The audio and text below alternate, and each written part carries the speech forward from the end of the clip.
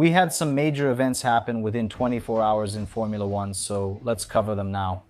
Hello, friend of Risaka Motor, I'm Matthias Pucci. You won't see me on camera today because I'm away from home and didn't bring it. But let's go ahead with this video in a more classic style here on Risaka, where we'll talk about the main news and the main events. Remember, Paddock Brazil offers new models, including plus sizes. Use coupon Risaka Motor in the description for discounts and free shipping. Helmets, steering wheels, and cockpits from your favorite driver are also at Evo Design with the Risaka coupon. See below.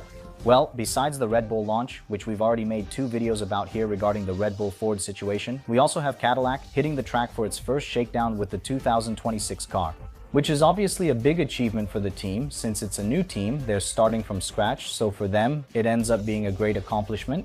I admit I researched more details about the engine since they're using the Ferrari engine. And since Ferrari hasn't been to the track yet, you still don't have Ferrari. Necessarily, since they're using the new engine, it's safe to say that the engine they were using in this shakedown is a slightly older engine, an engine from the previous regulations. Anyway, what we have is actually a Cadillac car. Going to the track, apparently everything went well without any major problems.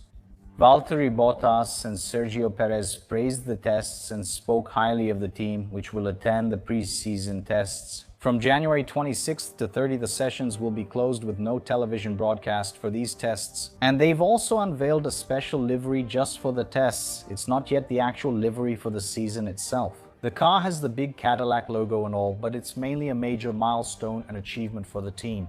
The car is ready. Once the 2026 Ferrari engine is installed, Cadillac will finally be on the track. Hopefully it's a well-born project, hopefully it's a project that works out, hopefully Cadillac is at least somewhat competitive. I don't think anyone wants to see another Marussia, another Virgin, right? Nobody wants to see something like that again, which was really far below ideal, and because of that, it wasn't competitive, it wasn't good for the sport, it wasn't good for those teams, and so on. I hope things go well for Cadillac. This is a key milestone for them.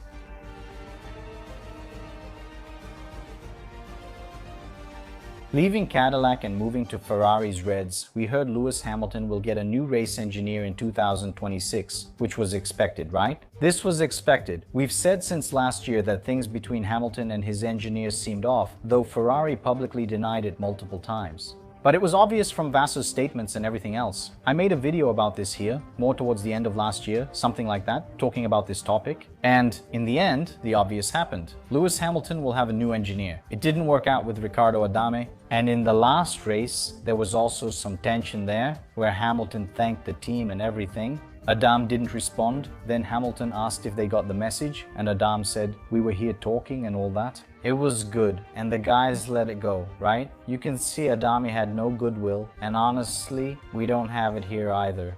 We don't have the details of the internal conflict, but what's the problem? What's the issue?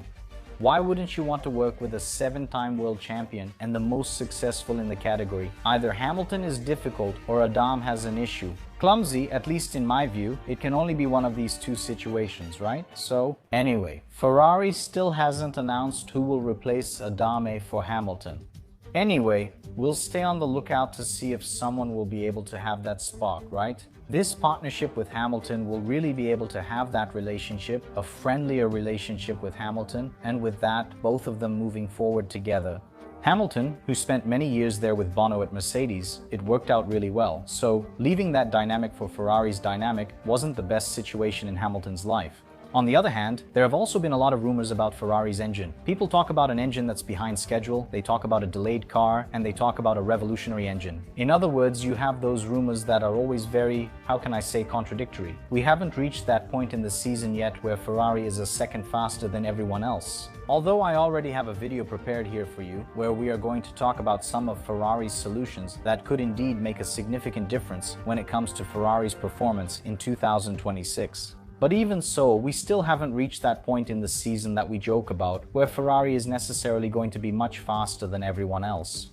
Besides that, the main issue is with Hamilton, and we'll have to wait to find out who his engineer will be. We might know before pre-season testing.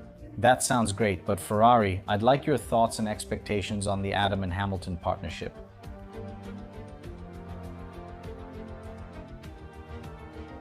Now let's go to the last news but not least. Another thing that surprised a lot of people is about the weight issue. That's because it's already being projected that most will have trouble reaching the minimum weight, which is around 768 kilos. Achieving that immediately would be tough, as it's hard to reach the minimum weight at the start of a regulation. That happened in 2022 as well. We remember that well. The detail is that it's being said that Audi has already managed to reach this minimum weight, which would be a fundamental first step for Audi. Now arriving in the category, in terms of the engine then, being able to have a lighter car is fundamental. And the other team that's being talked about now is Alpine, and Alpine ends up drawing more attention than Audi, simply because Alpine is focused on 2026. Since the beginning of 2025 then, they've been investing a lot of resources in this 2026 car, and besides that, they're going to have a Mercedes engine which is being put in. Currently, it's the top engine to watch. If that's true, if Alpine is really at minimum weight, if Alpine has excellently developed their cars since early last year, if the Mercedes engine performs well, Alpine, formerly Renault, could make a comeback. I wouldn't be surprised. I'm telling you all very clearly in several videos that it's a team that promises a lot, delivers little, and we shouldn't have high expectations. Their difference is Flavio Briatore. With his return, things change a bit. You can't treat Alpine like it's still under old management, since Briatore is a different type of leader despite his controversies. Briatore is a guy you can't just dismiss, or someone you wouldn't credit with major successes. He won titles with Benetton and Renault, knows how to make the team win and get it back on track. He knows that Formula One doesn't work like a regular company. He's said that in interviews too, so his management style is different. He had the courage to remove Renault's engine division, install the Mercedes engine, and complete the necessary restructuring at Alpine. We don't know if it will work, but something had to change. You can't repeat the same actions and expect different outcomes. Alpine is taking a risk, which raises concerns. Could Alpine be a team that will surprise us? Because anyone with a Mercedes engine could end up surprising, and Williams is also a team that's already doing very well in development. So things are slowly starting to come out, they're starting to show up, and of course, we're going to keep an eye on everything, and we're really looking forward to following the preseason tests in 10 days. Share your thoughts in the comments, subscribe, and turn on notifications. Riz Sakamoto will keep covering Formula One. Thanks, and see you soon.